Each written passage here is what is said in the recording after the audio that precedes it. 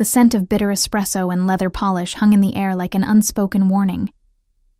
I adjusted the stack of documents in my arms, the weight of them pressing against my ribs as I navigated the polished marble corridor toward Nico's office. 2 years I'd worked here.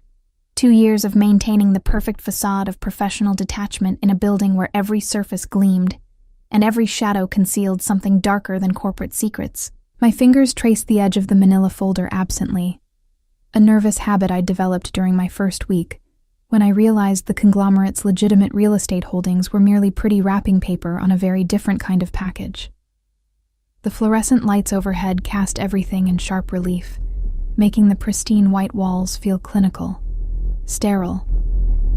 Through the floor-to-ceiling windows lining the hallway, the city sprawled below us like a kingdom, and somewhere in this glass tower, Nico Salvatore ruled it with calculated precision.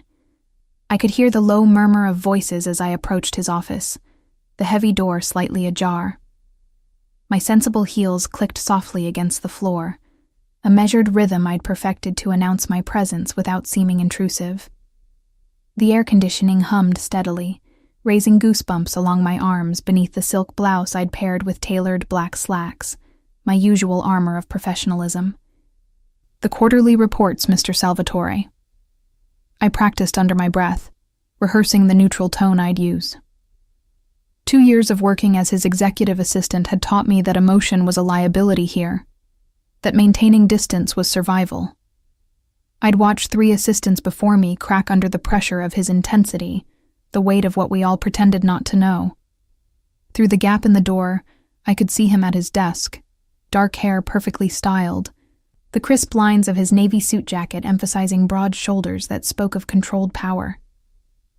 At 31, Nico had built an empire that operated in the gray spaces between legal and lethal, and I'd learned to navigate those spaces by becoming invisible, efficient, forgettable. I pushed the door open wider, stepping into his domain. The office was exactly as it always was, minimalist and imposing, with that massive mahogany desk positioned to command the room. Behind him, the window framed the skyline, making him appear even more untouchable against the backdrop of his conquered territory.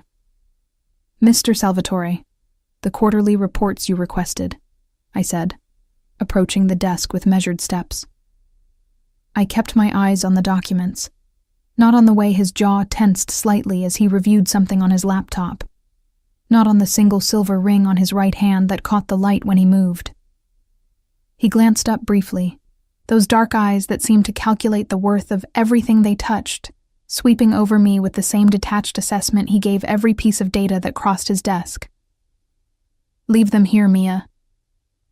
The use of my first name was rare enough to make my heart skip, though I showed no reaction. I set the stack down precisely in the designated corner of his desk, the one kept clear for incoming priority items. The leather portfolio containing the most sensitive financial documents went on top, its brass clasp glinting. "Will you need anything else before I leave for the day?" I asked, already mentally preparing for my actual plans. The dinner reservation I'd made at the Italian place near my apartment, the navy dress hanging in my closet that I'd finally have an excuse to wear. "No." His attention had already returned to his screen, dismissing me with characteristic efficiency. I was halfway to the door when Margaret's voice carried from the outer office, bright and thoughtless in a way that made my stomach clench with sudden dread. "Oh, Mia's heading out early tonight," she announced to whoever was listening, her tone carrying that particular enthusiasm of someone sharing harmless gossip. "She has a date. First one in months, apparently." The words hung in the air like smoke before a fire alarm. I froze, my hand still reaching for the doorknob, every muscle in my body suddenly aware of the shift in atmosphere behind me. The steady tap of Nico's fingers on his keyboard had stopped. The silence that followed Margaret's announcement was absolute, suffocating. I heard the scrape of his chair against the floor, the quiet rustle of expensive fabric as he stood. My pulse hammered in my throat as I forced myself to turn around, to face whatever reaction I'd inadvertently triggered. Nico stood behind his desk, perfectly still except for the slight tension in his jaw, a muscle jumping beneath tanned skin. His eyes, usually so carefully neutral when they looked at me, had gone dark in a way that made the temperature in the room seem to drop. The late afternoon sun streaming through the windows behind him cast his face in partial shadow, making it impossible to fully read his expression. "A date," he repeated, his voice soft, controlled in a way that sent warning signals racing down my spine. It was the tone he used during negotiations when someone had made a grave miscalculation. I straightened my shoulders, meeting his gaze with practiced calm even as my heart raced. "Yes, Mr. Salvatore, a dinner reservation at 7:30.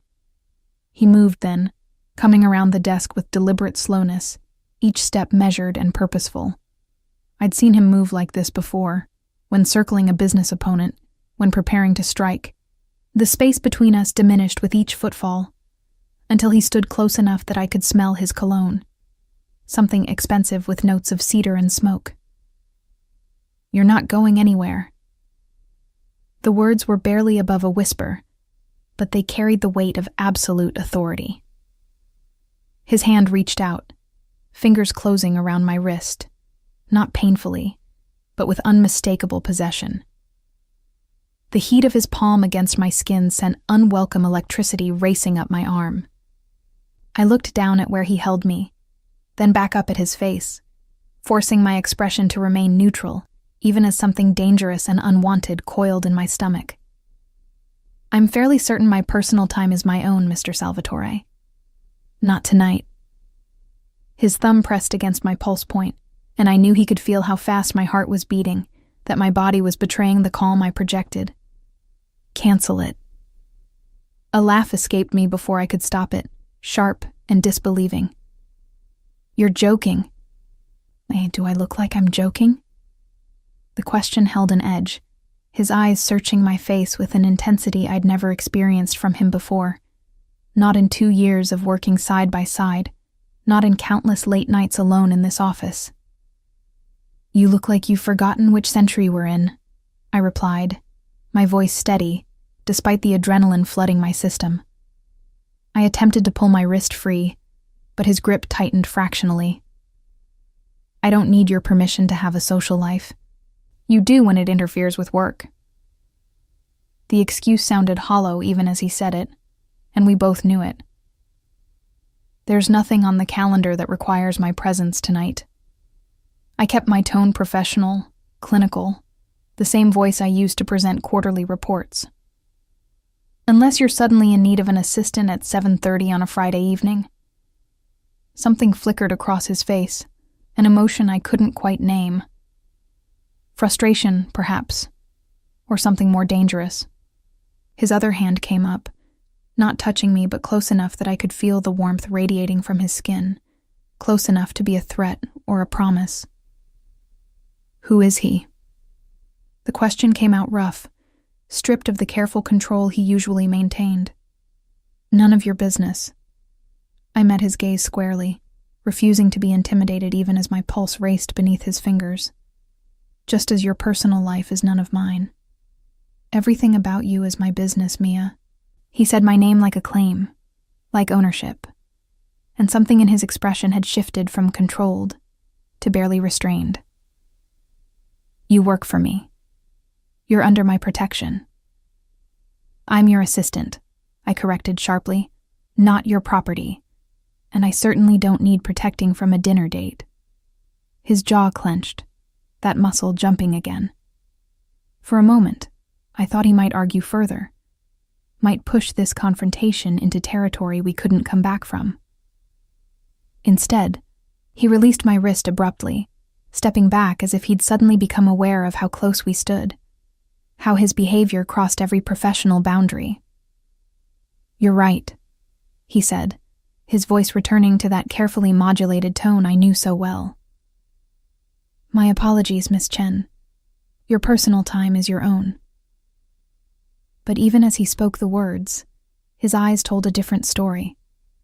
They tracked the movement of my hand as I smoothed my sleeve where he'd held me, lingered on the slight flush I could feel heating my cheeks, catalogued every minute reaction I tried to hide. I should have left then, should have taken the exit he'd offered and put distance between us. Instead, I heard myself say, "Was there a reason for your concern, Mr. Salvatore? Something work-related I should be aware of?" The question hung between us, challenging him to admit that this had nothing to do with work, that something had shifted in the dynamic we'd maintained so carefully for 2 years. His eyes narrowed slightly, recognizing the trap I'd laid. "No," he said finally. "Nothing work-related." "Then I'll see you Monday morning." I turned toward the door, proud of how steady my legs felt, how normal my voice sounded. "Have a pleasant weekend, Mr. Salvatore." "Mia." I paused, hand on the doorknob, but didn't turn around. "Be careful." The words could have meant anything, could have been simple courtesy from employer to employee. But the way he said them, low and rough, suggested something else entirely.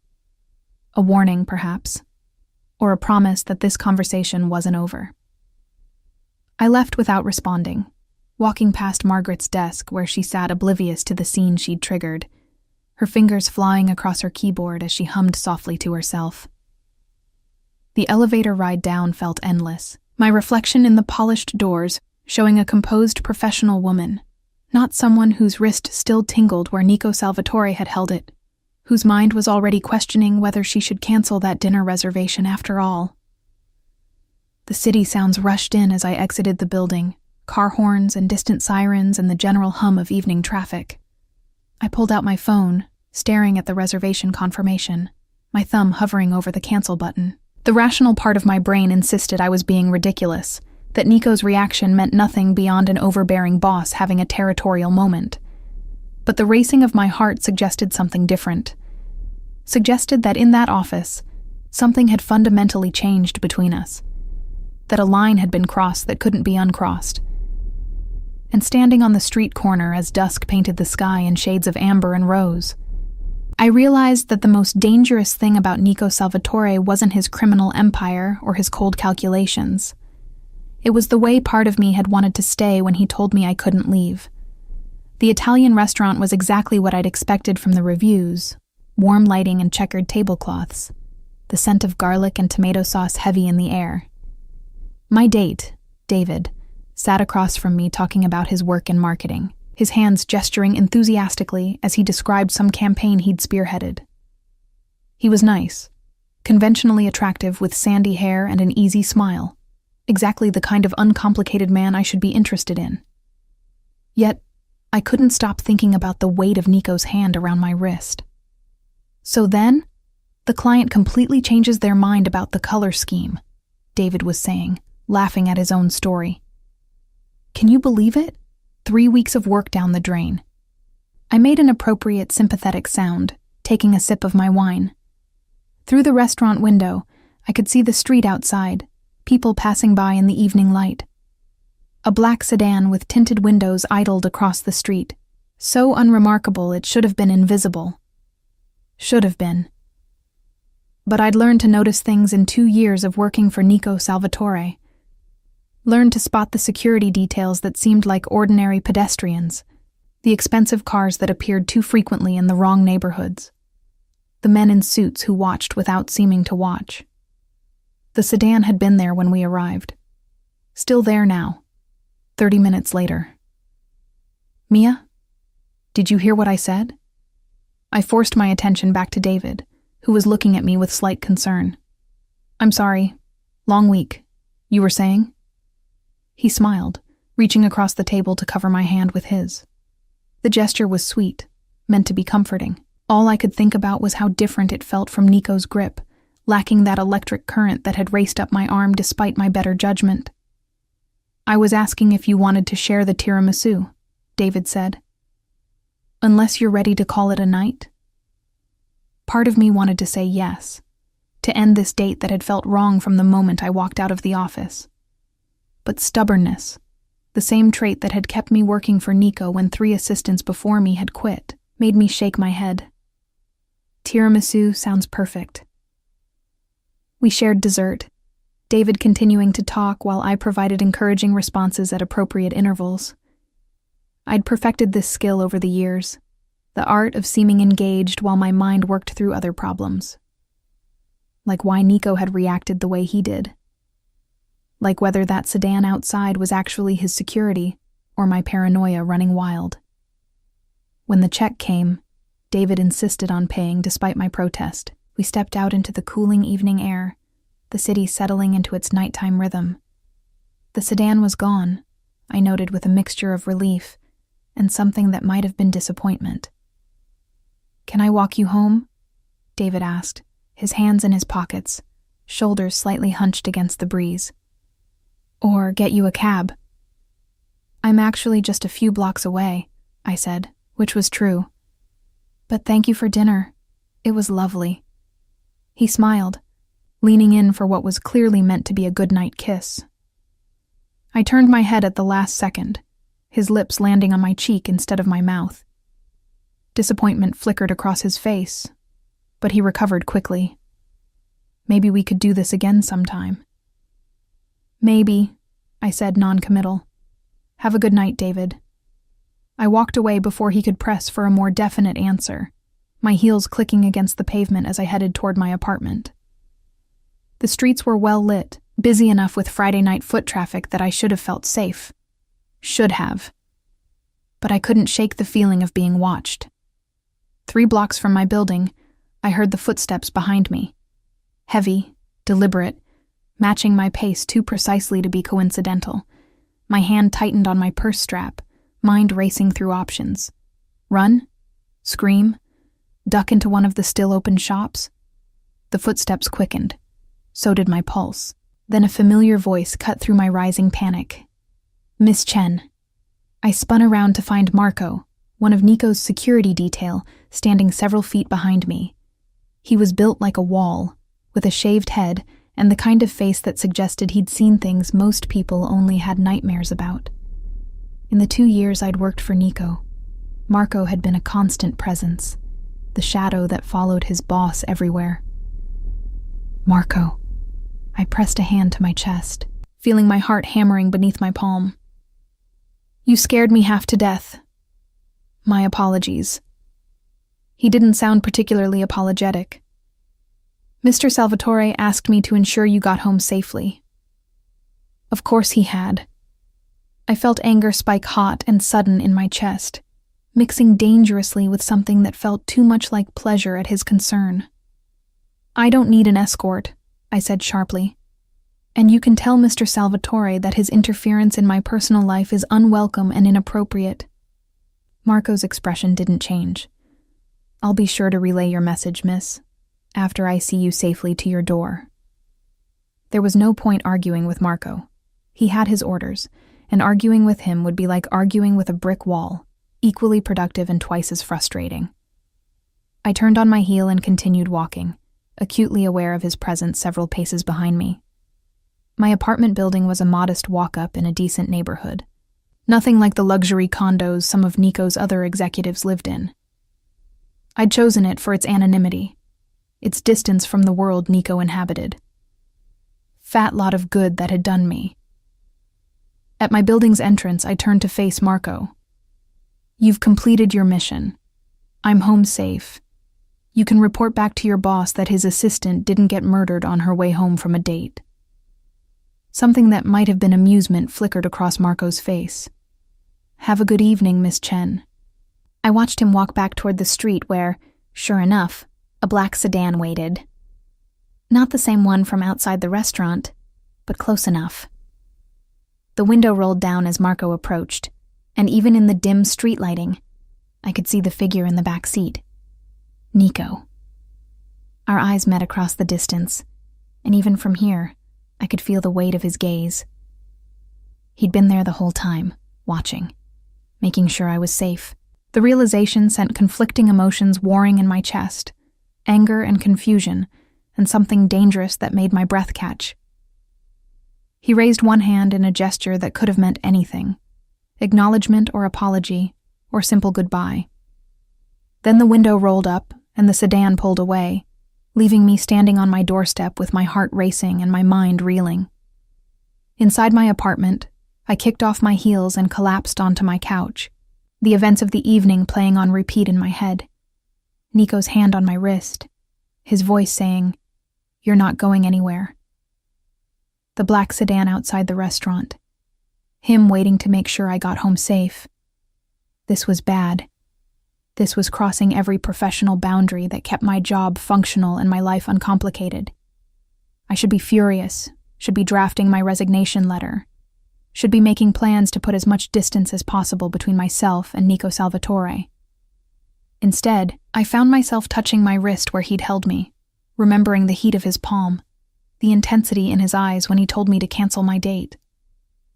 Found myself wondering what might have happened if I'd refused to leave his office, if I'd demanded he explain himself instead of retreating behind professional courtesy. My phone buzzed with a text message.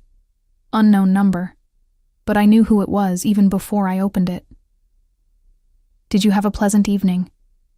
I stared at the screen, my thumbs hovering over the keyboard. The smart thing would be to ignore it, to not engage, to maintain the distance that had kept us both safe for 2 years. Instead, I typed back, "Lovely, thank you," though the tiramisu was slightly disappointing. 3 dots appeared, indicating he was typing. Disappeared. Appeared again. I'll keep that in mind for future reference. Future reference. As if there would be future dates to monitor, future evenings to send security details to shadow me. As if tonight had opened a door that neither of us quite knew how to close. "Good night, Mr. Salvatore." "Good night, Mia." I set my phone down and stared at my ceiling, knowing sleep would be a long time coming. Knowing that Monday morning when I walked into his office, everything would be different. The careful distance we'd maintained had shattered the moment he grabbed my wrist, the moment I saw him waiting in that sedan. The question was what we'd build in its place. Monday morning arrived with rain, fat droplets streaking the windows of the train as I commuted into the city. I'd spent the weekend alternating between righteous anger at Nico's presumption and reluctant awareness that part of me had been gratified by his jealousy. Neither emotion was conducive to the professional distance I needed to maintain. I'd dressed with extra care, choosing a charcoal pencil skirt and white silk blouse, my hair pulled back in a severe bun that I hoped projected untouchable professionalism. War paint, my roommate had called it when I'd left the apartment, and she wasn't wrong. The office building loomed against the gray sky, all glass and steel and the illusion of legitimacy. I swiped my access card at the executive floor entrance, nodding at the security guard who'd witnessed 1,000 of my arrivals and departures over 2 years. Margaret was already at her desk in the outer office, her usual cheerful self despite the early hour. "Morning, Mia. How was your date Friday?" I managed what I hoped was a convincing smile. "It was fine. Nice restaurant." "Just fine?" She looked disappointed, as if she'd been hoping for a romance to unfold from her casual gossip. That's too bad. He seemed really interested when he called to confirm. Guilt pricked at me. David had been perfectly nice, had done nothing wrong except fail to be someone else. "We're just not a good match," I said diplomatically, moving toward Nico's office door. "Is Mr. Salvatore in yet?" "Got here an hour ago," Margaret said, lowering her voice conspiracially. "And he's been in a mood all morning. Snapped at Jonas from accounting, cut short his call with the Singapore office. Fair warning." Perfect. I steeled myself and knocked twice on his door before entering, not waiting for permission. 2 years had taught me that Nico respected boldness more than timidity. He sat behind his desk reviewing documents, immaculately dressed as always in a black suit that probably cost more than my monthly rent. He didn't look up as I entered, but I saw his fingers still momentarily on the page he was reading. "Good morning, Mr. Salvatore." I kept my voice professionally neutral as I approached his desk. "I have your schedule for the week, and the revised contracts from the Garcia deal. Leave them." Still not looking up, that controlled voice giving nothing away. I set the folders down precisely where he liked them, then remained standing, waiting. The silence stretched between us, heavy with unspoken words. Rain continued to tap against the windows, a steady percussion that did nothing to ease the tension. Finally, Nico looked up, his dark eyes meeting mine with an intensity that made my carefully maintained composure waver. He'd been upset about something, Margaret said, and I could see it now in the slight tightness around his mouth, the rigidity in his shoulders. "How was your date?" The question was casual, but his hand had formed a fist on the desktop, knuckles white. "Perfectly pleasant," I replied, matching his tone. "Thank you for asking." "Pleasant." He repeated the word as if it tasted bitter. "You left the restaurant with him." Not a question. A statement that confirmed what I'd suspected, that the surveillance hadn't ended with Marco walking me home. He'd had someone watching the entire evening, cataloging every moment. The anger I'd been suppressing since Friday flared hot in my chest. "Yes, Mr. Salvatore, I did leave a restaurant with my date. That's generally how dates work." "Did you invite him in?" The question came out harder than I think he intended, his control slipping just enough to reveal the jealousy beneath. I leaned forward, placing both palms flat on his desk, invading his space the way he'd invaded mine Friday evening. "What I do in my personal time is absolutely none of your concern. You are my boss, not my keeper. When it affects your safety, it becomes my concern." He stood abruptly, matching my aggressive posture. We were separated only by the width of his desk now, both breathing slightly harder than the conversation warranted. "My safety?" I let out a sharp laugh. "David works in marketing and volunteers at an animal shelter on weekends. The most dangerous thing about him is his dad jokes." "You don't know that." Nico's voice dropped lower, more dangerous. "You don't know who he really is, who he might be connected to. And you do? You had him investigated?" The realization hit me like cold water. Of course he had. That's insane, Mr. Salvatore. That's controlling and invasive and completely inappropriate. It's necessary. He moved around the desk, closing the distance between us. "You work for me, Mia. You have access to sensitive information. Everyone who gets close to you is a potential security risk." "Then perhaps you should fire me," I shot back, refusing to retreat even as he stepped closer. "If I'm such a liability, such a weakness in your precious security, let me go." Something flickered across his face, an emotion too raw to be anger.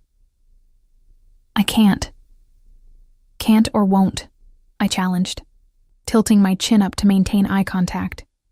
He was close enough now that I could smell his cologne, see the faint shadow of stubble along his jaw despite the early hour. "Both." His hand came up, stopping just short of touching my face. "You think I haven't tried? You think I haven't told myself for 2 years that you're just an employee, replaceable, irrelevant?" The confession hung between us, his careful control finally cracking. I should have stepped back, should have retreated into professionalism. Instead, I found myself frozen, caught in the intensity of his gaze. "Then what am I?" I asked, my voice barely above a whisper. "You're—" He stopped, jaw clenching as he seemed to wage an internal war. "You're mine. Whether you acknowledge it or not, whether I have any right to claim it or not, you're mine, Mia." The possessiveness in his voice should have terrified me, should have sent me running to human resources, to the nearest exit, to anywhere but here. Instead, it kindled something dangerous in my chest, something I'd been trying to ignore since Friday evening. "I don't belong to anyone," I said, but my voice lacked conviction. "Liar." His thumb brushed across my cheek, the touch so gentle it contradicted everything else about this moment. "You feel it too. This thing between us that we've been pretending doesn't exist." I wanted to deny it, to rebuild the professional walls that had kept us both safe. But standing here with rain drumming against the windows and his hand gentle on my face, The lies wouldn't come. "This is a terrible idea," I said instead, my last defense. "Probably." His other hand came to rest on my waist, pulling me incrementally closer. "But I stopped caring about that around the time I grabbed your wrist and watched you walk away anyway." "I should quit." The words lacked heat, came out more question than statement. "You should." His forehead lowered to rest against mine, our breath mingling in the narrow space between us. "But you won't." Arrogant. The accusation was half-hearted at best. Accurate. His lips brushed against mine, a whisper of contact that sent electricity racing down my spine. "Tell me to stop, Mia. Tell me this is just professional concern and walk out that door." But I couldn't, because he was right, damn him. This thing between us had been building for 2 years, simmering beneath every professional interaction, every late night alone in this office, every carefully maintained distance. Friday evening had just stripped away our ability to pretend otherwise. Instead of answering, I closed the distance between us and kissed him. His response was immediate and consuming, one hand sliding into my hair while the other tightened on my waist, pulling me against him. He kissed like he did everything else, with intensity and precision and absolute focus. I could taste coffee on his lips, feel the controlled strength in how he held me, careful not to hurt, but unmistakably possessive. When we finally broke apart, both breathing hard, the professional distance that had defined our relationship lay in ruins between us. "This changes everything," I said, stating the obvious. "Yes." He didn't sound sorry about it, his thumb tracing the curve of my jaw. "Does that scare you?" I thought about his world, the dangerous shadows beneath the legitimate facade, the black sedans and security details, and all the things I pretended not to know. Thought about the consequences of crossing this line with a man like Nico Salvatore. "Terrifies me," I admitted. "But apparently I'm doing it anyway." His smile was small but genuine, transforming his usually controlled features into something almost boyish. "That's what I've always admired about you, Mia. You're afraid, but you do it anyway." A knock at the door made us both freeze. We stepped apart hastily, Nico moving back behind his desk while I smoothed my hair and tried to calm my racing heart. "Come in," Nico called, his voice back to that controlled professional tone. Margaret poked her head in, oblivious to what she'd interrupted. "Sorry to disturb, but Mr. Chen from Hong Kong is online too. Says it's urgent." "Thank you, Margaret." Nico picked up the phone, then glanced at me. "Miss Chen, we'll continue this discussion later. Please clear my schedule for this evening." The formal use of my name in front of Margaret was jarring after the intimacy of moments before, but I understood the necessity. "Of course, Mr. Salvatore." I left his office on unsteady legs, returning to my desk in the outer office where I pretended to review emails, while my mind replayed the kiss, the confession, the irrevocable shift in our relationship. Margaret glanced over at me, then did a double take. "Your lipstick is smudged." I touched my mouth, felt the swollen sensitivity of my lips. Must have rubbed off on my coffee cup. She accepted the explanation without question, returning to her work while I pulled out a compact to fix my appearance. In the small mirror, my reflection showed flushed cheeks and bright eyes, all evidence of what had happened in Nico's office written clearly on my face. This was dangerous. This was crossing lines that shouldn't be crossed, mixing personal and professional in a workplace that already operated in moral gray areas. But as I caught Nico's eye through the glass wall of his office, saw the possessive satisfaction in his gaze, I realized that whatever warnings my rational brain tried to issue, my heart had already made its choice. I was falling for Nico Salvatore, and heaven help me, I was going to see where it led. 6 months can change everything. 6 months of stolen moments in his office after everyone else had left. Of dinners that weren't quite dates in restaurants far from anywhere we might be recognized. Of learning that the man I'd thought I knew was infinitely more complex than I'd imagined. The rain had given way to summer heat, the city shimmering under August sun as I stood in Nico's private apartment, staring out at the view he'd carefully shielded me from seeing until now. We'd been dancing around the full truth of his world for half a year, him protecting me from the details, me pretending I didn't see the signs. Tonight, apparently, the pretending ended. The Rossetti family has been moving into our territory. Nico's voice came from behind me, calm, despite the gravity of what he was saying. Small incursions at first, testing our response. Now they're getting bolder. I turned to face him. He'd removed his jacket and tie, the first 2 buttons of his shirt undone in a rare concession to the heat. But there was tension in his shoulders, worry in the way he held himself, that I'd learned to read over our months together. "What does that mean?" I asked, though part of me already knew. I'd been noticing things lately, small changes in security protocols, men with harder eyes stationed in the building lobby, the way Nico's jaw would tighten when certain calls came through. It means that anyone connected to me becomes a potential target. He moved closer, his hands coming to rest on my shoulders. Anyone they could use to get to me or gain leverage. The implication settled over me like a weight. I'm a target. You've been a target since the moment I grabbed your wrist 6 months ago and made my interest clear. His voice held regret, anger at himself. I should have been smarter, should have kept more distance. But I was selfish, Mia. I wanted you too much to do the right thing. I reached up to cover one of his hands with mine. The right thing being what? Letting me walk away? Keeping you safe. The words came out rough, which I've failed to do by dragging you into my world. I knew what your world was, I said quietly. Maybe not all the details, but I'm not naive, Nico. I've known for 2 years what kind of business you really run. Surprise flickered across his face. You never said anything, because it wasn't my place. I was your assistant, not your conscience. I let my hand fall from his. But if we're doing this, if we're really together, then I need the truth. All of it. He studied my face for a long moment, seeming to weigh something. Then he nodded once, decisively. Sit down. This is going to take a while.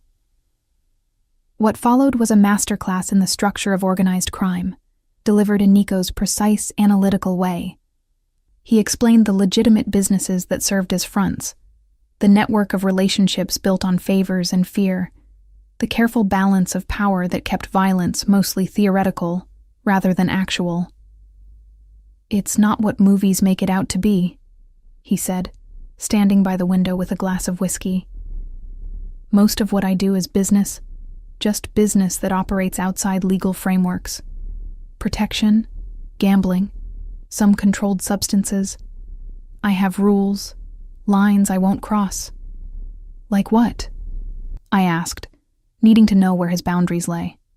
No human trafficking. No harm to civilians who aren't in the game. No children ever involved.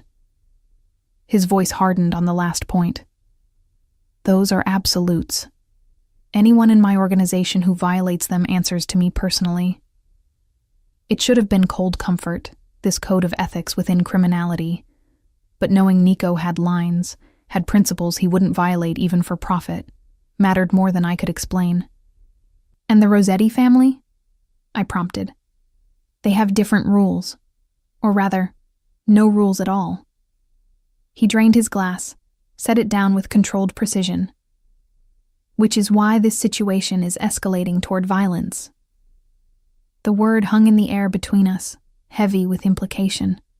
I'd read enough, heard enough over 2 years to know what violence meant in this context. People disappeared, bodies turned up in rivers, families received the message that certain lines shouldn't be crossed. You're afraid they'll come after me, I said, understanding crystallizing. To hurt you. I'm certain they'll come after you." He turned from the window, his eyes intense. "They've already been asking questions, gathering information. They know who you are, what you mean to me." "What I mean to you," I repeated. We'd been careful not to define this thing between us, settling for stolen kisses and late-night conversations without ever putting a label on it. But standing here in his private space with the truth laid bare between us, labels seemed suddenly necessary. Nico crossed the room to kneel in front of where I sat, taking my hands in his. "You mean everything, Mia. You're the person I think about first in the morning and last at night. You're the reason I started looking for ways to legitimize my business, to build something that doesn't require constant vigilance and violence."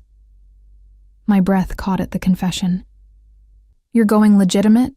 Since when?" "Since about 3 months ago, when I realized I might actually have a future worth planning for." His thumb stroked across my knuckles.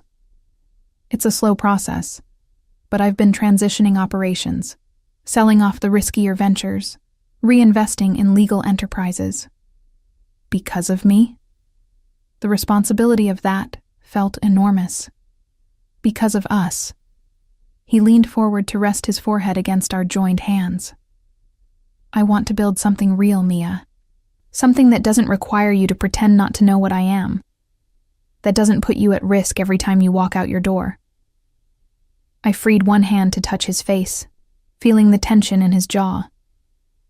"How long will the transition take?" "A year, maybe 2 if I'm careful about it." He looked up at me. "But the Rossetti situation complicates things.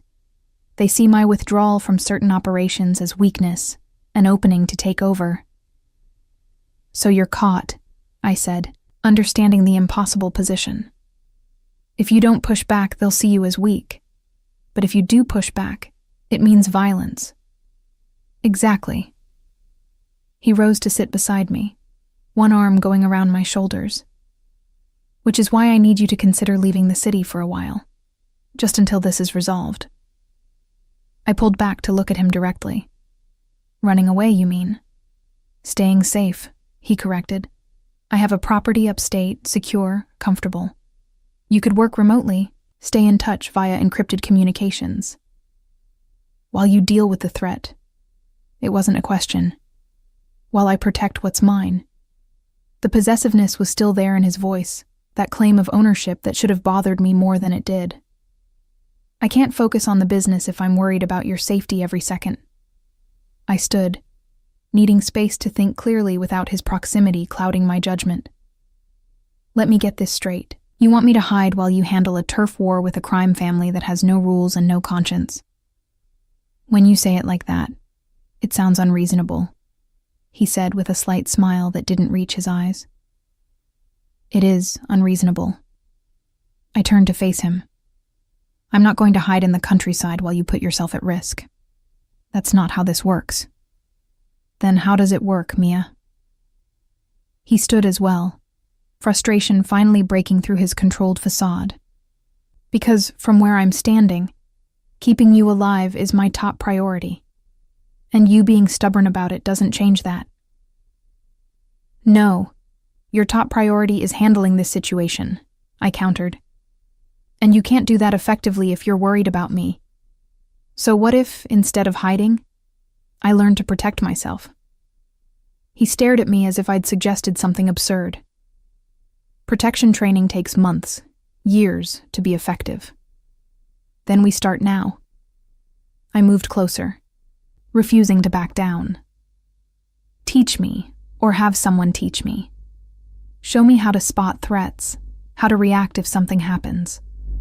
Make me a partner in this instead of something fragile you have to hide away." For a moment he seemed poised to argue, to insist on his original plan. Then something shifted in his expression, a grudging respect mixing with the worry. "You're serious about this?" "Completely." I took his hands, squeezing them. "I'm not running, Nico. Not from the Rossettis. Not from your world, not from you. So either we figure out how to deal with this together, or we don't deal with it at all. That's not much of an ultimatum, he said, but his lips curved slightly. Since the second option isn't really an option. Exactly.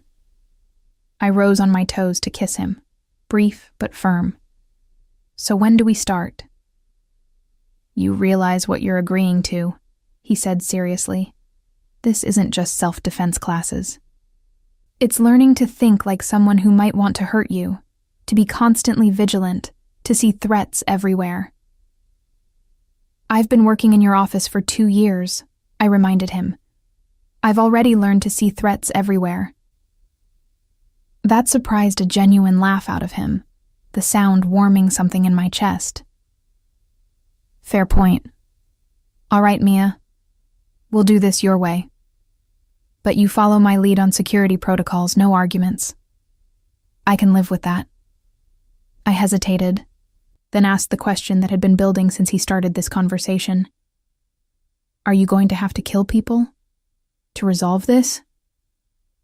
His expression shuddered, the weight of that question visible in how his shoulders tensed. I'm going to try very hard to avoid that outcome, but if it comes down to their lives or ours. He met my eyes directly. I'll do whatever's necessary to keep you safe, Mia. Whatever that requires. I nodded slowly, accepting this truth about the man I'd chosen. Nico Salvatore would kill to protect me, would cross lines most people never approached, would carry that weight without complaint or regret. It should have horrified me. Instead, it settled something in my chest, this absolute certainty that he would move heaven and hell to keep me safe. Then let's make sure it doesn't come to that, I said. Let's be smart about this, careful, and let's do it together. He pulled me close, his arms tight around me, face buried in my hair. You're too brave for your own good, you know that? Or maybe I just trust you enough to believe we can handle this. I tilted my head back to look at him. Together. Together, he agreed, and kissed me with an intensity that spoke of both promise and fear, of the dangerous path we'd chosen, and the certainty that neither of us would walk it alone. The next 3 months were an education in a world I'd only glimpsed from the edges. Nico assigned me a personal security detail, headed by Marco, who approached my protection with the same grim efficiency he applied to everything. I learned to check under my car for devices, to vary my routes home, to spot surveillance in crowds. I trained with a woman named Anna, who'd once worked for some government agency she wouldn't name. She taught me pressure points and escape techniques, how to use everyday objects as weapons, where to strike to incapacitate without hesitation. The training was brutal, left me bruised and aching, but I'd never felt more capable. Meanwhile, Nico navigated the increasingly tense situation with the Rossettis through a combination of strategic withdrawals and carefully calculated pushback.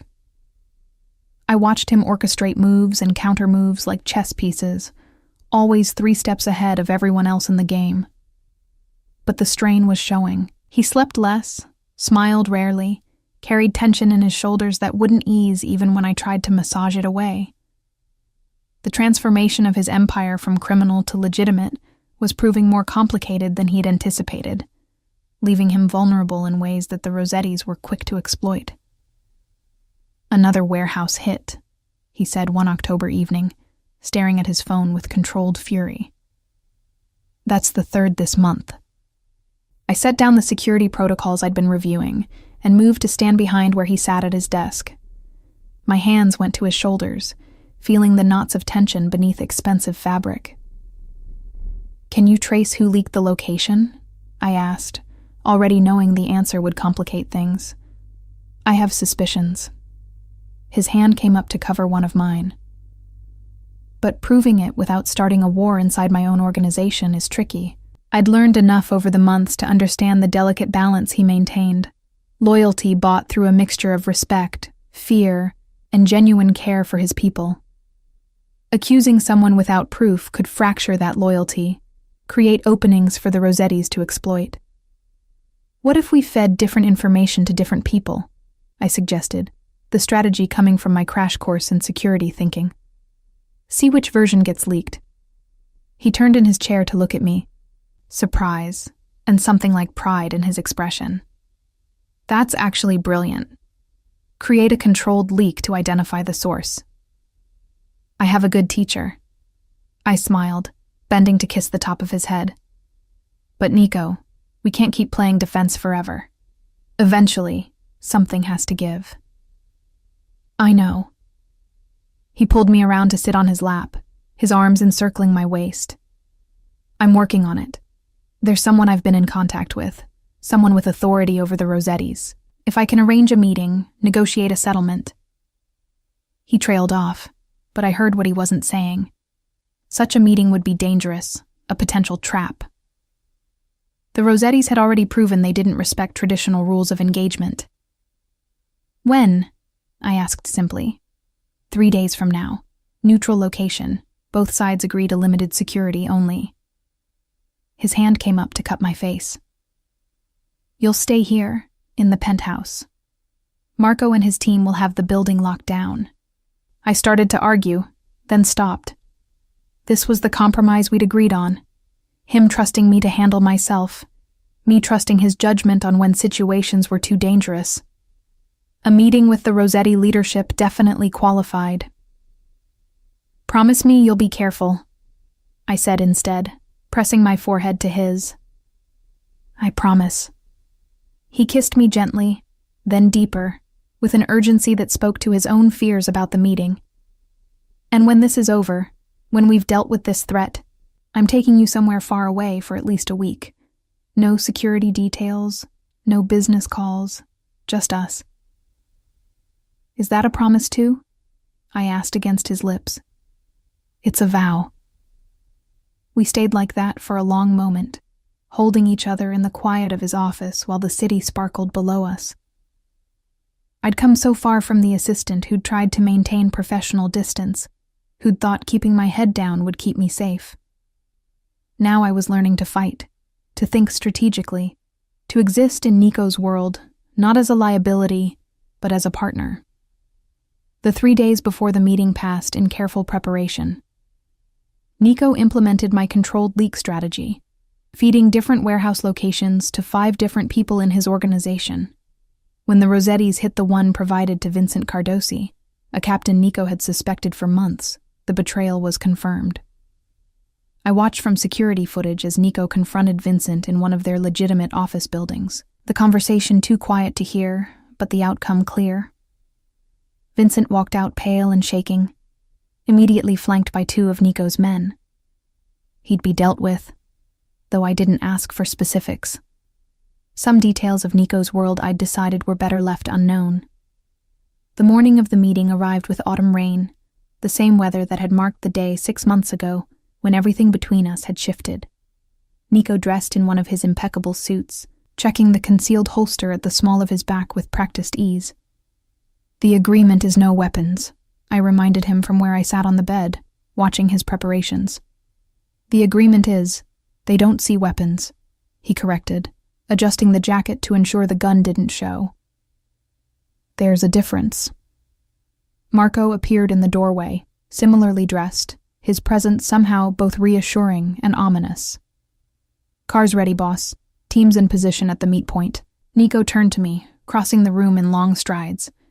He cupped my face in both hands, his dark eyes intense. I'll be back in 3 hours. Marco's team is stationed throughout the building. You don't answer the door for anyone except me. Understood? Understood. I covered his hands with mine. Come back to me, Nico. Always. He kissed me hard, possessive, a promise and a claim. Then he was gone, Marco trailing behind him, leaving me alone in the penthouse with its floor-to-ceiling windows and its illusion of safety. I tried to work, to review documents and make phone calls, anything to keep my mind occupied. But I couldn't stop checking the time, calculating how long the meeting should take when I could reasonably expect him back. 2 hours passed, then 2.5. My anxiety ratcheted higher with each passing minute. When the 3-hour mark came and went with no word, I called Marco. It went straight to voicemail. I tried Nico's phone with the same result. Something was wrong. I paced the penthouse, my training kicking in automatically. Check exits, assess threats, prepare for possibilities. The security panel by the door showed the building's systems functioning normally, Marco's team still at their posts throughout the building.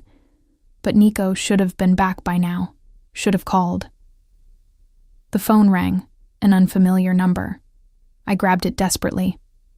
Hello? Miss Chen. The voice was unfamiliar, heavily accented. You are Mr. Salvatore's woman, yes? Ice flooded my veins. Who is this? Someone who has something you want, or rather, someone. A cruel laugh. Your Mr. Salvatore walked into our meeting very confident. But he forgot one important rule. Never trust a Rossetti. If you've heard him, I started, fear transforming instantly to fury. Oh, he's alive.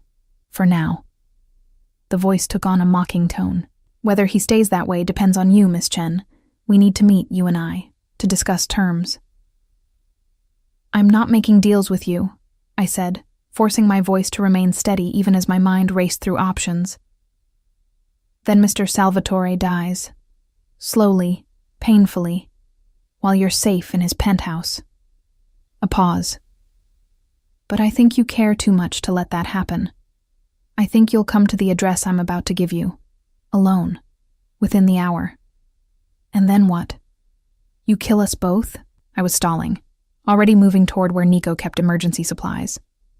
Maybe. Or maybe we make an arrangement. The voice hardened. 1 hour, Miss Chen. Come alone, or he dies. Tell anyone, or he dies. Bring security, or he dies. The choice seems simple, no? He rattled off an address in Brooklyn, a warehouse district I vaguely knew. Then the line went dead. I stood frozen for exactly 10 seconds, letting panic crest, and then forcing it down with the discipline Anna had drilled into me. Panic got you killed. Clear thinking kept you alive. I called Marco's direct line, still voicemail, tried 3 other members of the security team. Nothing. They'd been compromised somehow, taken out or bought off, which meant I was on my own. I moved with purposeful efficiency, changing into dark clothes, sturdy boots. From Nico's safe, I took the gun he'd shown me how to use, checked the magazine, flicked off the safety, and then back on. The weight of it in my jacket pocket was foreign, but oddly comforting. Anna's training ran through my head. Never go to a second location. But Nico was already at the second location, and leaving him there wasn't an option. Bring backup. But the Rossettis had proven they had eyes on us, would know if I tried to contact anyone. So I'd go alone, but not unprepared. I grabbed my phone, typed out a detailed message explaining the situation and the address I was heading to. Set it to send in 2 hours if I didn't cancel it, directed to 3 different people. Nico's attorney, his legitimate business partner, and the one police contact I knew wasn't on any criminal payroll. A dead man's switch. If I failed, at least the truth would come out. The drive to Brooklyn felt endless, my grip tight on the steering wheel of Nico's spare car, the one without tracking devices that he kept for emergencies. Rain continued to fall, washing the streets in silver light from the street lamps. The address led to a warehouse complex, several large buildings clustered together in various states of disrepair. I parked a block away, approaching on foot, the gun a reassuring weight against my ribs. The warehouse the Rossettis had specified had a small door standing open, light spilling out into the rainy night. An invitation. A trap. I stepped inside. The interior was mostly empty, just concrete floors and metal pillars supporting a high ceiling. At the far end, a group of men stood in a loose circle. And in the center, forced to his knees with blood running from a cut above his eye, was Nico. His eyes met mine across the distance, widening with horror and fury. "Mia, no." She came. The voice from the phone belonged to a thin man with cold eyes who stepped forward. How touching. How very, very stupid. "I'm here," I said, fighting to keep my voice steady. Let him go. Why would I do that? The man smiled, and I saw real cruelty there. Now I have both of you. Mr. Salvatore's woman and Mr. Salvatore himself. So many possibilities. One of the other men grabbed my arms from behind, metal clicking around my wrists. Handcuffs. I didn't struggle, saving my strength, waiting for an opening. They pushed me forward, forcing me to kneel beside Nico. His jaw was clenched, fury radiating from every line of his body. "I'm sorry," I whispered. "Don't." His voice was rough. "Don't apologize for being too brave for your own good." The thin man circled us, clearly enjoying his moment of power. "Here's what's going to happen. Mr. Salvatore is going to sign over certain territories, certain operations. And to ensure his cooperation, we're going to keep Miss Chen as a guest, a very motivated guest." "No deal," Nico said flatly. "Then she dies first while you watch." The man pulled out a gun, pressed it to my temple. The cold metal against my skin sent terror shooting through my system, but I forced myself to stay still, to keep breathing. "Stop." Nico's control finally cracked. Fine. You win. I'll sign whatever you want." Now we're being reasonable. The man removed the gun from my head, and I could breathe again. "Bring the documents." But as one of his men moved to comply, I caught Nico's eye. Saw him glance deliberately at the knife one of their captors had missed on his ankle. Then his gaze flicked to my right pocket, where the outline of my gun must have been visible. Understanding passed between us, built on 3 months of training together, of learning to communicate without words. He'd create a distraction. I'd go for the gun. It would probably get us both killed. But it was better than the alternative. Nico moved first, using his bound hands to grab the ankle of the nearest guard, yanking hard. The man went down with a shout of surprise. I was already moving, rolling right, hands going for my pocket despite the handcuffs making the motion awkward. Gunfire erupted. I got the weapon free, flicked off the safety as I rolled, came up aiming at the thin man who'd held a gun to my head, pulled the trigger. The recoil shocked through my arms, but I saw him stumble back, red blooming on his shoulder. Not a killing shot, but enough.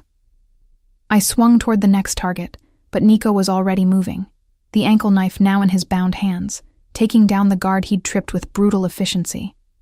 It was chaos, noise, violence. Everything Anna had trained me for condensed into seconds. I fired twice more, taking down threats, protecting Nico's back as he fought to free himself. Then it was over. The Rossettis were down, dead or incapacitated.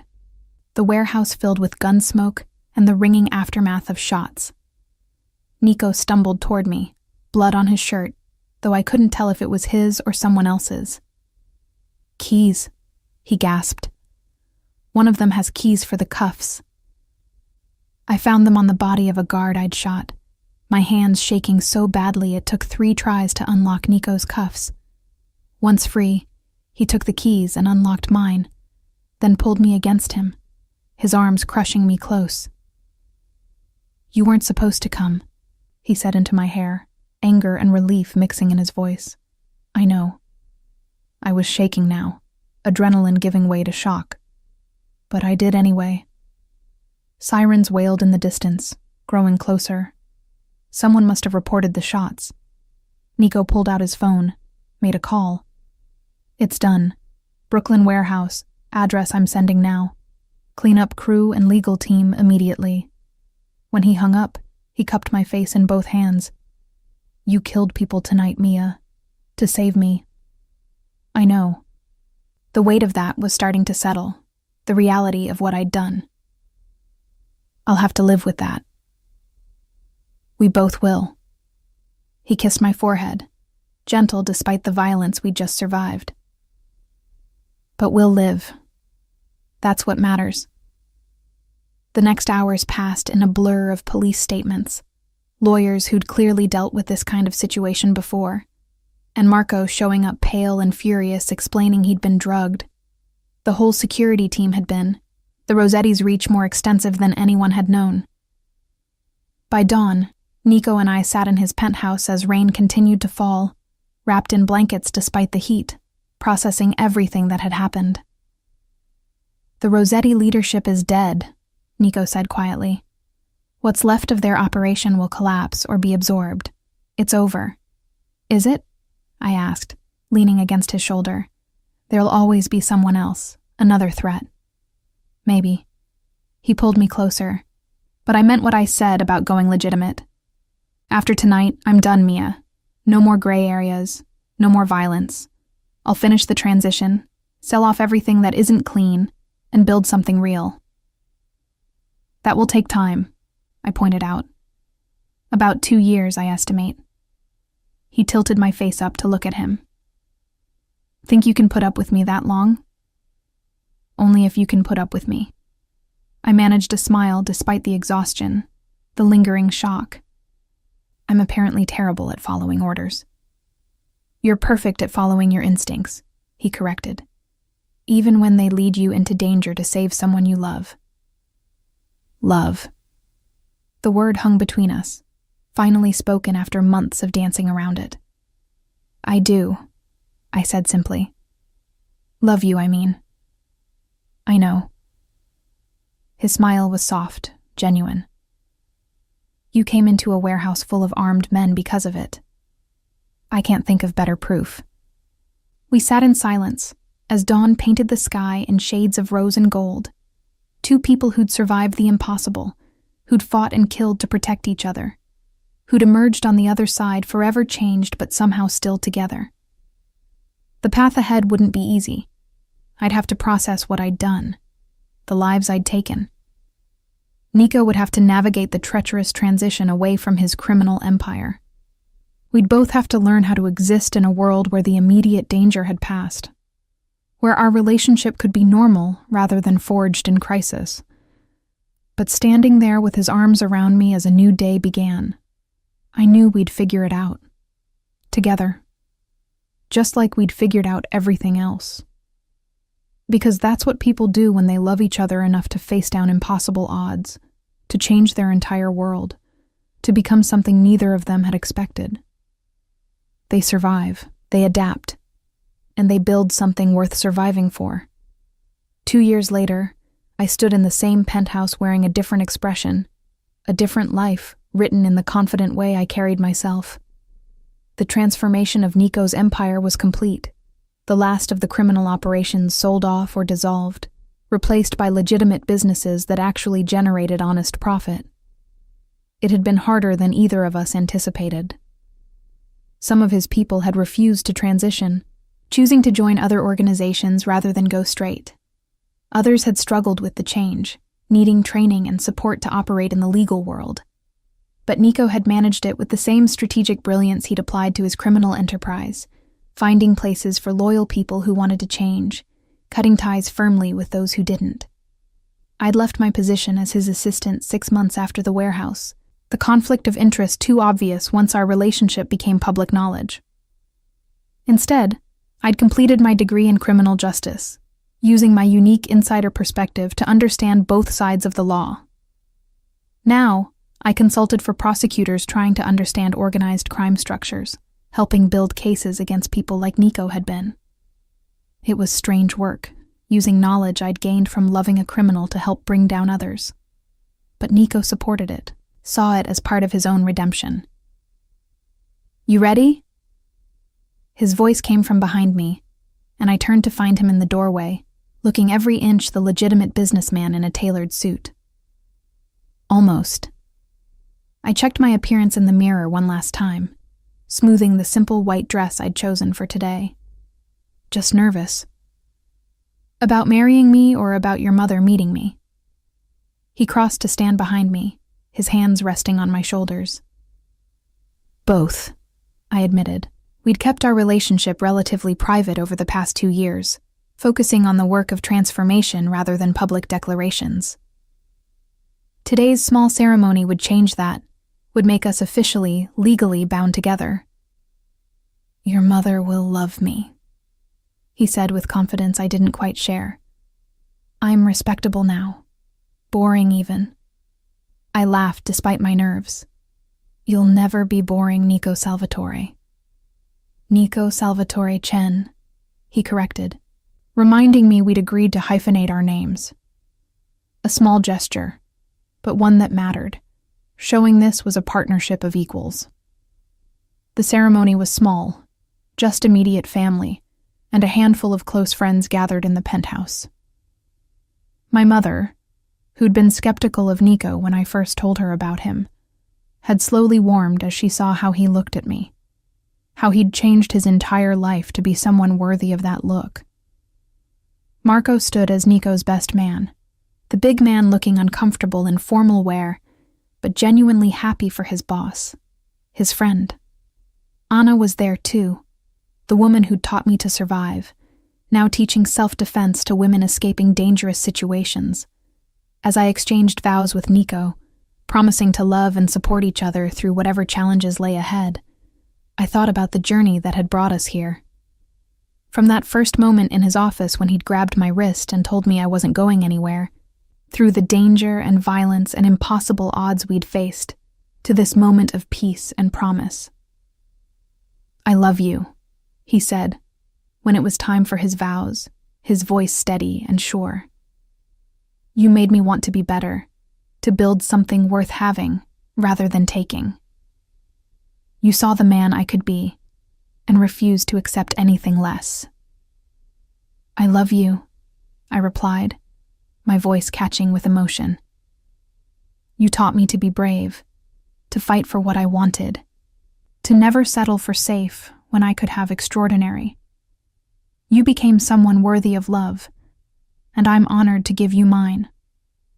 When he kissed me, sealing our promises, the small gathered group applauded, but I barely heard them, lost in the moment, in the certainty that we'd found something rare and precious, something worth every risk we'd taken, every line we'd crossed, every impossible choice we'd faced.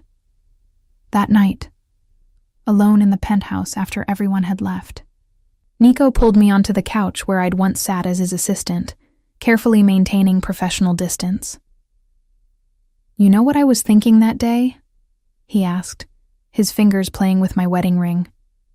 When I grabbed your wrist and told you you weren't going anywhere? That you'd completely lost your mind? I suggested with a smile. That too. He kissed my knuckles, his eyes warm. But also that I'd found something I didn't know I was looking for. Someone who saw through every carefully constructed wall I'd built and refused to be intimidated by what she found there. You found someone too stubborn to know better, I corrected. I found someone brave enough to love me anyway. He pulled me closer, his voice dropping to that low tone that still sent shivers through me. Even knowing what I was, what I'd done. Knowing what you could become, I replied. That mattered more. We sat in comfortable silence, the city spreading below us like a carpet of lights. 2 years ago, standing here had felt like standing at the edge of a dangerous precipice. Now it felt like home, like safety, like the foundation we'd built together. Any regrets? Nico asked quietly.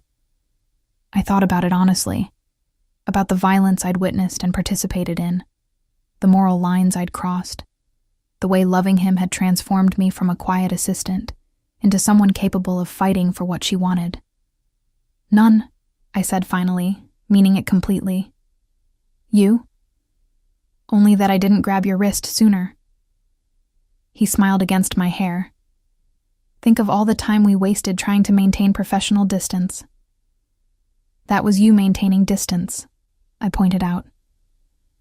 I was perfectly content to keep things professional. Liar.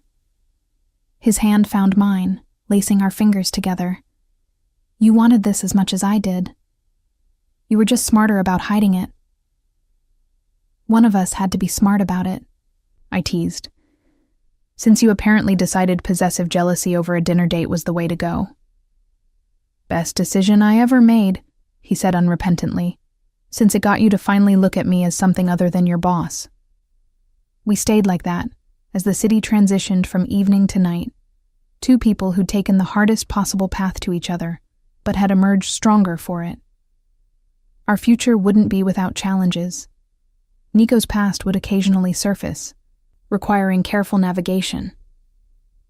My work would sometimes bring me into contact with people who knew what he'd been, who judged us for his history. But we'd face it all together, the way we'd faced everything else.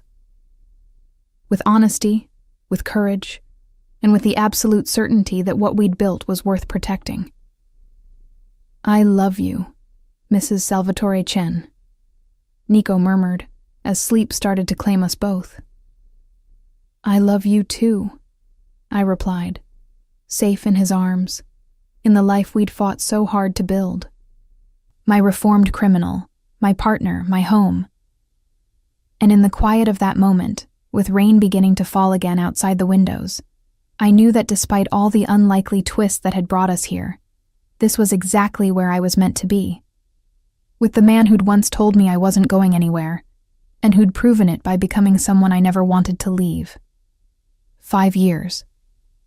5 years since that rain-soaked evening when Nico had grabbed my wrist and declared I wasn't going anywhere. 5 years of transformation, of building something real from the ashes of his former empire, of learning that love could be both fierce and gentle, demanding and giving. I stood in the marble lobby of the Salvatore Chen Foundation headquarters, watching construction workers put the finishing touches on what would become our legacy. The building itself was a statement, all glass and light, designed to be the opposite of the shadowy world Nico had once inhabited. Every beam, every window, every carefully chosen piece of art spoke to transparency, to hope, to second chances. "The conference room is ready for your walkthrough, Mrs. Salvatore Chen," Marcus said, appearing at my elbow. He'd transitioned from Nico's security detail to head of our foundation's operations, trading violence for logistics with the same fierce dedication he'd once applied to keeping us alive. I smiled at him, noting how he'd filled out since leaving the constant tension of Nico's former world. Marriage and a baby daughter had softened the hard edges, though I suspected he could still handle himself if necessary. "Thank you, Marcus. Is Nico still in the meeting with the board?" "Just finished. He's on his way down." Marcus checked his tablet, his new weapon of choice. "Also, Dr. Rivera from the Youth Mentorship Program called. She wants to discuss expanding to 3 more schools."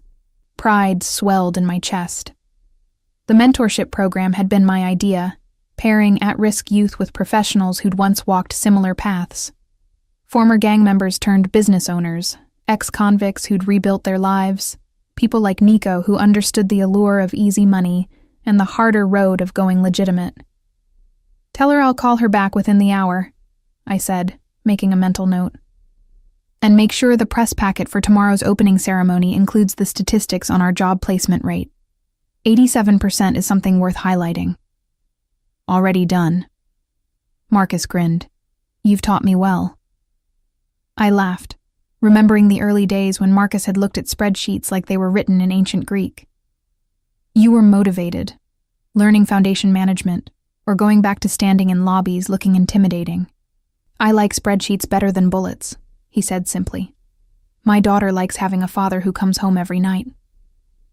The elevator chimed, and Nico emerged, loosening his tie as he crossed the lobby. At 36, he'd grown into his legitimate power with the same confidence he'd once wielded his criminal authority. But there was a lightness to him now, a ease in how he carried himself that hadn't existed in those early days. His eyes found mine across the space, and even after 5 years of marriage, my heart still skipped at the intensity of his gaze. Some things never changed. "How was the board meeting?" I asked as he reached me, his hand automatically finding the small of my back. "Productive. They approved the expansion budget for the legal aid clinic." He pressed a kiss to my temple, a gesture of affection he'd once been too controlled to show in public. "And Margaret wants to know if we're still coming to her retirement party next week." "Margaret," who'd unknowingly triggered everything between us with her casual gossip about my dinner date. She'd worked another 3 years before deciding to retire to Florida, blissfully unaware of the chaos she'd catalyzed. "Of course we're going," I said. I already bought her gift, that first edition cookbook she's been talking about. "You're too good to her, considering she nearly got you killed by mentioning that date." Nico's tone was light, but I caught the shadow that crossed his face. Some memories never fully faded. "She also inadvertently gave me you," I reminded him, leaning into his solid warmth. "I'd say that balances out." Marcus cleared his throat diplomatically. "I'll just go check on the catering setup for tomorrow." Once we were alone in the lobby, Nico pulled me closer, his voice dropping to that low tone that still sent shivers through me. "Have I told you today how incredible you are?" "Not in the last 3 hours," I replied, smiling up at him. I was starting to worry. "Can't have that." His thumb traced the line of my jaw. "You're incredible, Mia. This foundation, everything we've built, it's because of your vision, your refusal to let me take the easy way out." I thought back to those early conversations, when Nico had first mentioned going legitimate. It would have been easier to sell everything quickly, to wash his hands of his criminal empire and walk away. But I'd pushed for something more, for actively repairing the damage, for using his resources and knowledge to help others escape the life he'd led. "It's our vision," I corrected. "I just kept you honest about following through." "You kept me honest about a lot of things." He glanced around the lobby, taking in the inspirational quotes etched into glass panels, the photos of people we'd helped prominently displayed. "Sometimes I can't believe this is real, that we actually pulled it off." "Getting sentimental, Mr. Salvatore Chen," I teased, though I felt it too. Tomorrow's opening ceremony would mark the official launch of our foundation's headquarters, the culmination of 5 years of work. "Reflective," he corrected. "There's a difference." My phone buzzed with a text from Anna, my former self-defense instructor who now ran our women's empowerment program. "Still on for lunch tomorrow before the ceremony? Want to go over the speech one more time?"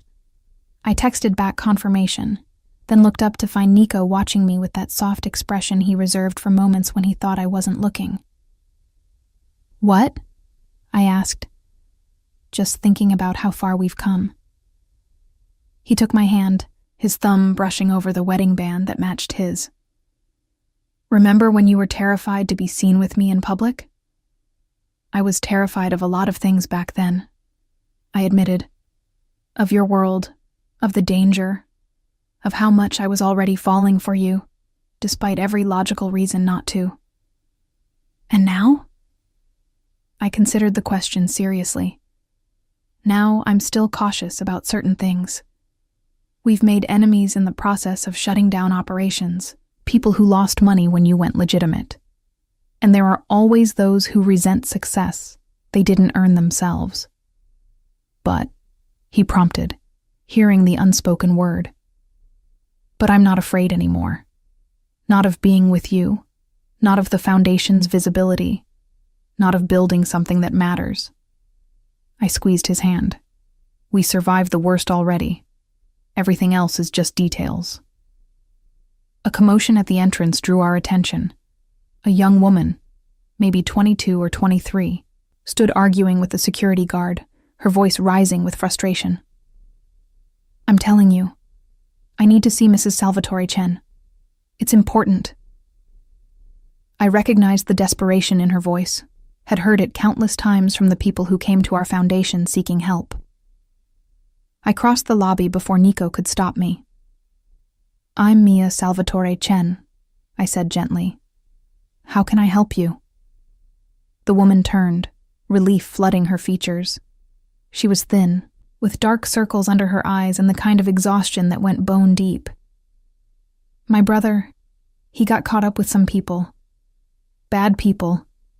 They're forcing him to run drugs, and if he tries to leave..." She broke off, tears streaming down her face. I heard you help people get out of situations like this. Please. He's only 17. My heart clenched. 17, the same age I'd been when I'd left home for New York. Young and vulnerable and convinced I could handle anything the city threw at me. This could have been me, or my brother if I'd had one, or any of the countless kids who got caught in the machinery of organized crime. What's your name? I asked. Sophia Martinez. Okay, Sophia. Let's go somewhere private and you can tell me everything. I glanced at Nico, who nodded, his expression grim but understanding. This was what we did now, what the foundation existed for. An hour later, Sophia had told us her story. Her brother, Miguel, had fallen in with the remnants of a criminal organization that had tried to fill the vacuum Nico left when he went legitimate. They'd promised easy money, then used that promise to trap him in a cycle of debt and forced labor. The problem is extraction, Nico said after Sophia had left with promises that we'd help. We sat in his office, the one that overlooked the city, though the view was different now, less about surveying his territory, and more about seeing the community we served. If we just pull him out, they'll retaliate against the family. So we need to dismantle the entire operation, I said, already thinking through options. Do we have contacts in law enforcement who could help? Nico's expression was complicated. He'd spent 5 years building relationships with honest cops, with prosecutors who believed in second chances, with judges who were willing to give reformed criminals a fair shake. But asking for help still felt strange after decades of viewing law enforcement as the enemy. Detective Morrison, he said finally. She's handled several of our referrals. Might be willing to coordinate a larger operation if we can provide intelligence. I pulled out my phone, already composing a message. This was our dance now.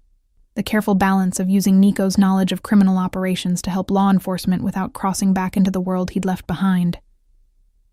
You know what I was thinking about during the board meeting? Nico asked suddenly, watching me type.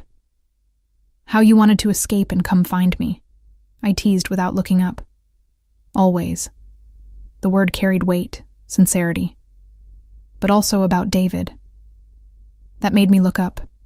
David, my dinner date from 5 years ago, the nice marketing executive whose only crime had been not being Nico. What about him? I had him investigated thoroughly, before you even finished your appetizer that night. Nico's expression was rueful. Found out everything about him, his college transcripts, his credit score, that he'd been engaged once before, and it ended badly because he worked too much. I know, I said gently. You told me all this years ago, but what I didn't tell you was that he was actually a good guy. Genuinely nice, stable, safe. Nico leaned back in his chair. Everything you should have wanted, everything that would have been better for you than getting tangled up with me. I set my phone down, giving him my full attention. Why are you bringing this up now? Because tomorrow we're opening this foundation, and there will be cameras and interviews, and people are going to ask how we built all this. He met my eyes. And the true answer is that I was jealous and possessive and completely irrational about you going on a date with someone else. I grabbed your wrist and essentially told you that you belonged to me, which was caveman behavior at best and deeply problematic at worst. I stood and moved around the desk to perch on the edge in front of him, my hand finding his. You're worried about how it looks. I'm worried about the example it sets, he corrected. We're supposed to be helping people escape controlling relationships, showing them healthy alternatives. And our origin story is me being possessive and controlling. Our origin story, I said slowly, is you recognizing something between us that I was trying to ignore, and being honest about it even though it was risky and inappropriate. Yes, you were possessive. Yes, you crossed professional boundaries. But you also gave me choices, respected when I pushed back, and spent 5 years proving that your possessiveness came from wanting to protect me, not control me. You're being generous. I'm being accurate. I squeezed his hand. Nico, if you'd actually tried to control me, to make my decisions for me, I would have left. You know that. But instead, you challenged me to be brave enough to want what I wanted, not what was safe or expected. He pulled me onto his lap, his arms encircling my waist. What you wanted being me, despite all logic suggesting otherwise. Exactly. I rested my forehead against his. And yes, it's complicated. Yes, there are parts of our story that aren't perfect models of healthy relationship dynamics. But we've also grown together, learned together, built something meaningful together. That's what matters. The Foundation's PR director is going to earn her salary figuring out how to frame this, Nico muttered, but he was smiling. Or we just tell the truth, I suggested, that relationships are messy and complicated, that people can change, that sometimes the right person shows up in the wrong way, and you have to figure out how to build something good from imperfect beginnings. I love you, he said, the words still carrying the same intensity they had the first time he'd spoken them. Even when you're being entirely too reasonable about my past bad behavior. Someone has to be. I kissed him softly. Besides, I wasn't exactly passive in all this. I could have quit, could have reported you to HR, could have run the moment things got dangerous. But I chose to stay, chose to fight beside you, chose to build this life with you. That's on me as much as your initial possessiveness is on you. We sat in comfortable silence for a moment, the city spreading below us. Tomorrow this office would be full of people, reporters, and beneficiaries of our programs, board members and donors. But right now, it was just us, the way it had been in stolen moments throughout our relationship. Miguel Martinez, Nico said finally, returning to the problem at hand. I'll make some calls, see what can be done. But Mia, we can't save everyone. I know. It was a lesson I'd learned painfully over the past 5 years. For every Sophia who came to us in time, there were others who didn't, who got lost in the system, or made choices we couldn't prevent. But we can save him, and that matters. Nico nodded, already pulling out his phone. I slid off his lap and returned to my own office across the hall, where my assistant had left the final schedule for tomorrow's events. My office was smaller than Nico's, but decorated to my taste, with photos from our foundation's success stories lining one wall. Former gang members who'd started businesses, women who'd escaped trafficking and rebuilt their lives, kids who'd aged out of foster care and found stable housing and employment through our programs. Each photo represented a choice, someone deciding to take the harder road towards something better.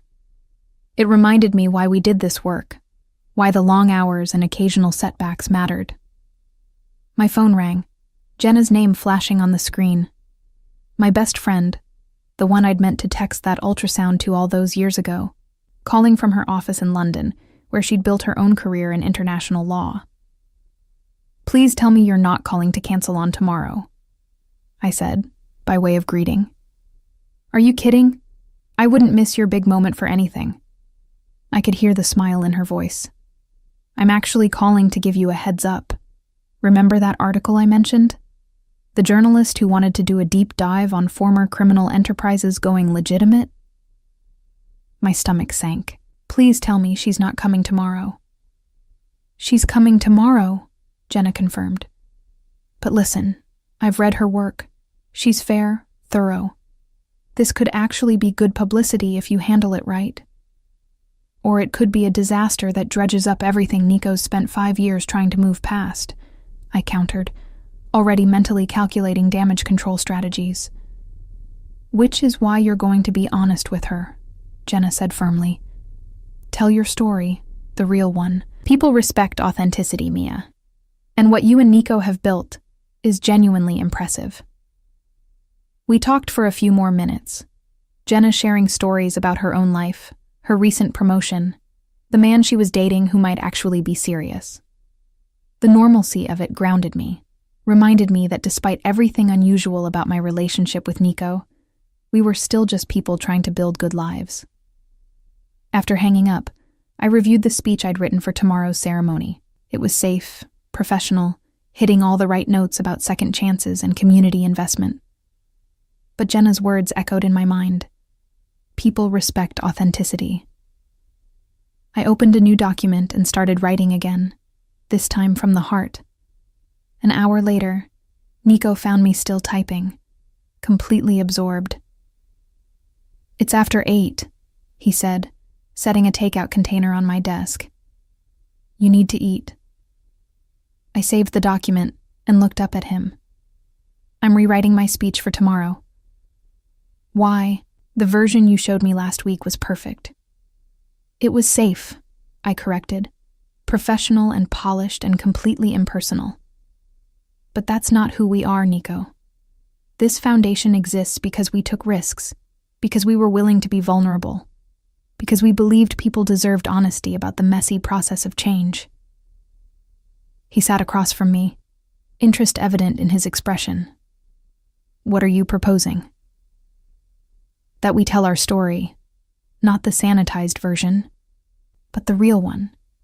How we met, how we fell for each other despite every reason not to, how we fought to build something better than what came before." I leaned forward. "People need to know that change is possible but not easy, that you can come from a dark place and still build something worth having." "You want to talk about my criminal past at the Foundation's opening ceremony?" he said slowly. "I want to talk about your present," I clarified. "About the work you've done to transform not just your businesses but yourself. About how redemption is real but requires actual effort, actual sacrifice, actual change." Nico was quiet for a long moment, his expression thoughtful. "This journalist Jenna mentioned, she's going to dig into everything anyway. The Foundation, my past, how we met, all of it." "Exactly. So we control the narrative by being upfront about it." I opened the new speech file and turned my laptop so he could read it. He scanned the words I'd written, his expression impossible to read. When he finished, he looked up at me with something like awe. "You're really going to stand up tomorrow and tell hundreds of people that you fell in love with a mob boss?" "Former mob boss," I corrected with a slight smile. "And yes, I am. Because I'm not ashamed of our story, Nico. It's unconventional and complicated, and probably not what most relationship experts would recommend. But it's ours. And it led to something good." He stood and circled the desk, pulling me to my feet and into his arms. "Have I mentioned recently that you're the bravest person I know?" "Not in the last few hours," I replied, echoing our earlier exchange. "Well, you are." He kissed me softly. "And I love you for it. But Mia, are you sure about this? Once we put it out there, we can't take it back. People will judge, will question, will use our past against the Foundation's work." "Let them," I said with more confidence than I felt. "We have 5 years of proof that change is possible, that people can build something legitimate from illegitimate beginnings. Our foundation has helped over 3,000 people start new lives. That's what matters, not the perfect origin story." Nico rested his forehead against mine, his voice dropping to that intimate tone. "When I grabbed your wrist that day and told you that you weren't going anywhere, I had no idea you'd end up being the one keeping me from going anywhere. From sliding back, from taking shortcuts, from being anything less than someone worthy of you." "We kept each other," I said simply. "That's how it works." We stood like that for a while, holding each other in the quiet of the office, the city lights twinkling below us. Tomorrow would bring cameras and questions, challenges, and probably some criticism. But we'd faced worse and survived. Together. The opening ceremony dawned bright and clear, autumn sunlight streaming through the Foundation's glass walls and illuminating everything with golden light. I stood backstage in the auditorium we'd built for events like this, listening to Marcus give the welcome remarks, my revised speech clutched in slightly damp hands. "You'll be brilliant," Nico murmured beside me, his hand finding mine. "I'm terrified," I admitted. What if this backfires? What if being honest about our past damages the Foundation's credibility? "Then we'll rebuild that credibility the same way we built everything else," he said firmly. "Through action, through results, through showing up every day and doing the work." Marcus introduced me, and I walked onto the stage to enthusiastic applause. The auditorium was packed.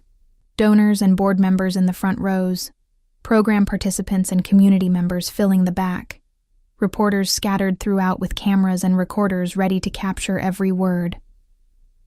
I reached the podium and looked out at the sea of faces, finding Nico in the front row. He nodded once, encouragement and support in that simple gesture. 5 years ago, I began, my voice steady despite my nerves. I was working as an executive assistant in a legitimate business that concealed something much darker. I kept my head down, did my job, and pretended not to notice the shadows beneath the surface. I told myself that if I maintained professional distance, if I stayed invisible, I'd be safe. The room had gone very quiet, everyone leaning forward to hear what came next. Then one day, my boss, the man who would become my husband, crossed every professional boundary and told me I wasn't going anywhere. It was possessive, it was inappropriate, and it was the beginning of the most important relationship of my life. I saw some surprised expressions, a few knowing smiles from people who'd heard parts of our story. The journalist Jenna had mentioned was in the third row, recording every word.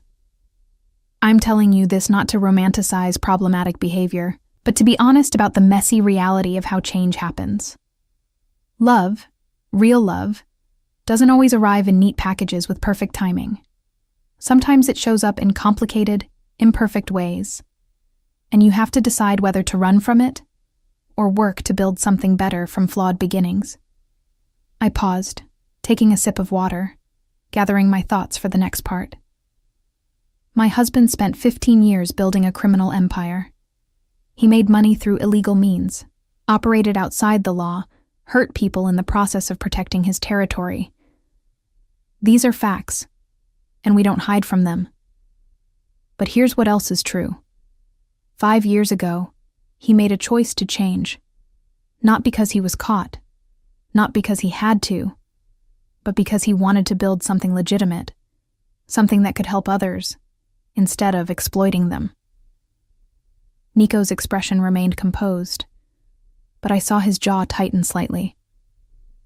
This was hard for him, having his past laid bare in front of hundreds of people. But he'd agreed to it, trusted me to tell our story in a way that mattered. That choice wasn't easy, I continued. It meant walking away from millions of dollars in profitable operations. It meant making enemies of former associates who saw his transformation as betrayal. It meant years of hard work, building legitimate businesses from scratch, earning trust from people who had every reason to distrust him. I looked directly at the journalist, making sure she understood the next part. And it meant proving, every single day, that change is possible. That someone's past doesn't have to define their future. That redemption isn't about erasing what came before, but about building something better going forward. The applause started slowly, then built, filling the auditorium with sound. I waited for it to quiet before continuing. This foundation exists because we believe in second chances. Not easy chances, not free passes, but genuine opportunities for people willing to do the work of transformation. We've helped former gang members start legitimate businesses. We've provided job training for people with criminal records. We've offered legal aid to those navigating the complicated process of rebuilding their lives. I pulled out the statistics I'd had Marcus prepare, the concrete proof of our impact. In 5 years, we've served over 3,000 individuals. Our job placement rate for program graduates is 87%. 93% of the youth in our mentorship program have avoided any involvement with criminal activity. 78% of the women who've come through our empowerment program report feeling safer and more financially stable than before. More applause, genuine and enthusiastic this time. These numbers matter because they represent real people making real changes. But behind every statistic is a messy, complicated story. Someone who made mistakes. Someone who got caught in circumstances beyond their control. Someone who needed help and found it here. I glanced at Sofia Martinez, sitting in the 5th row beside her brother Miguel. Detective Morrison had come through, dismantling the operation that had trapped him, and Miguel was now enrolled in our youth program, learning skills that would keep him employed and out of trouble. So, yes, my origin story with my husband is unconventional. Yes, it involves someone from a criminal background declaring possessive interest in someone who should have run the other direction.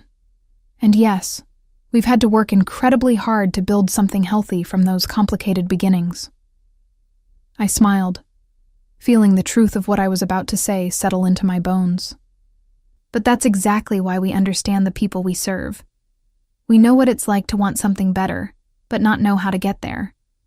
We know what it takes to change course, to leave behind what's familiar and profitable for what's harder, but more meaningful.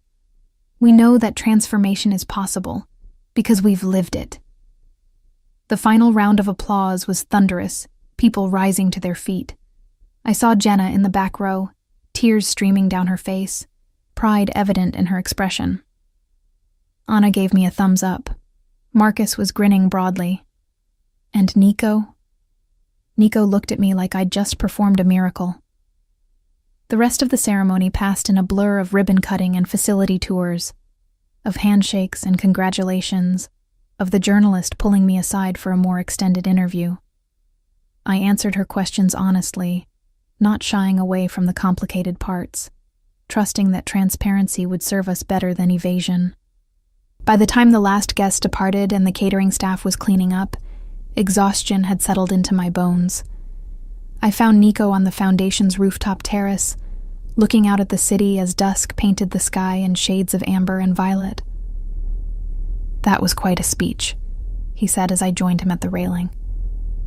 Too honest? I asked, suddenly uncertain now that the adrenaline had faded. Perfect. He pulled me against his side, his arm settling around my shoulders. You told our truth without apology, and you made it matter. Made it mean something beyond just our story. The journalist wants to do a follow-up piece, I said. An in-depth look at the Foundation's work, and how your background informs it. I told her we'd consider it. We should do it, Nico decided. You're right about controlling the narrative through honesty. Let her see the work, talk to the people we've helped. The truth is powerful enough on its own. We stood in comfortable silence, watching the city transition from day to night. Below us, the Foundation's lights glowed warm and welcoming, a beacon for people seeking second chances. Do you ever miss it? I asked quietly. The power, the money, the adrenaline of the life you left behind? Nico considered the question seriously. Sometimes I miss the simplicity of it, he admitted. When problems could be solved with money or force, when moral ambiguity made decisions easier. But then I think about what I have now, this foundation, our marriage, the ability to sleep at night without wondering who's planning to betray me. No, Mia, I don't miss that life. This one is infinitely better. Even though it's harder? Especially because it's harder. He turned me to face him, his hands framing my face. Easy things have never been as valuable as difficult ones. And building something legitimate, something that helps people, something I can be proud of, that's worth every sacrifice. I rose on my toes to kiss him, soft and lingering, a promise and an affirmation.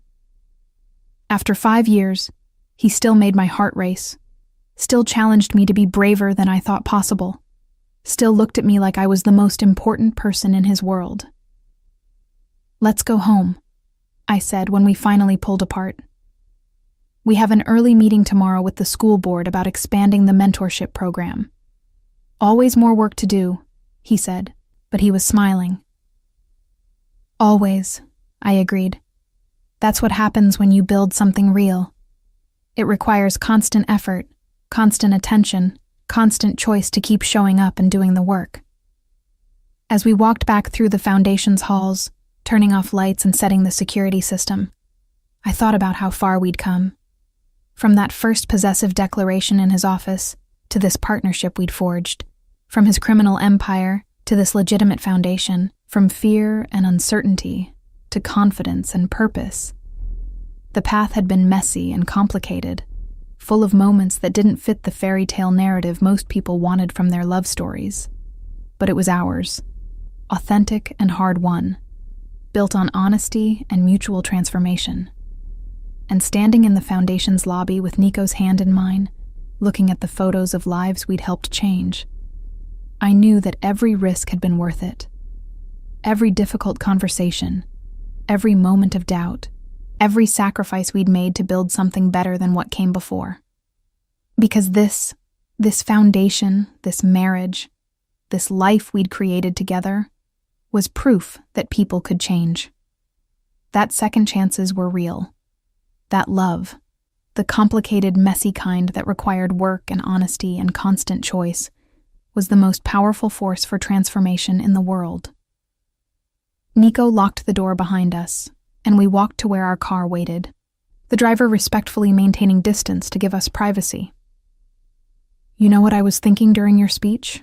Nico asked as we settled into the back seat. "That I was going to give your PR director a heart attack?" I guessed. He laughed, the sound warm and genuine. "That too.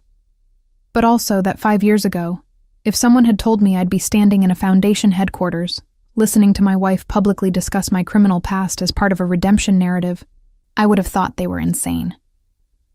And now I think it's the sanest thing I've ever done." He laced his fingers through mine. "Choosing you, choosing this life, choosing to become someone worthy of the faith you've shown in me. Best decisions I ever made." "Even better than telling me I wasn't going anywhere?" I teased. "That was just the beginning," he said, his eyes warm in the passing streetlights. "Everything good in my life came from that moment of possessive irrationality. You, this foundation, the chance to actually make amends for the harm I caused.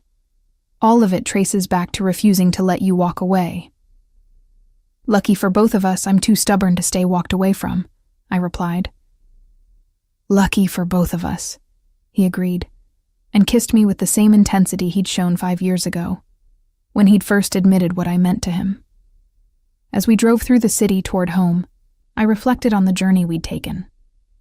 From that rainy evening when everything changed to this moment of hard-won peace. From fear and uncertainty to confidence and purpose.